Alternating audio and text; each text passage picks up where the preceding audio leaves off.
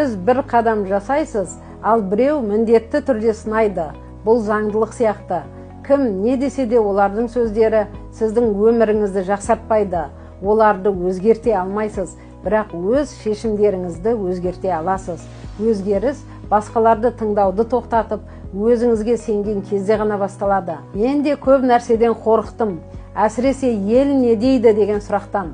Бірақ осы сұрақтың жауабын тапқан сәтте бәрі жеңілдеді. Менің курсымдағы ең маңызды бөлік осы қорқынышпен қалай жұмыс істеу керектігін үйрету. Себебі өзіңізді табу ең үлкен жеңіс. Елдің сөзіне бағынышты болудан шаршадыңыз ба? Қазір әрекет етіңіз. Кванттық серпіліс курсы сізді күтіп тұр. Уақыт аз, жеңілдікті жіберіп алмаңыз.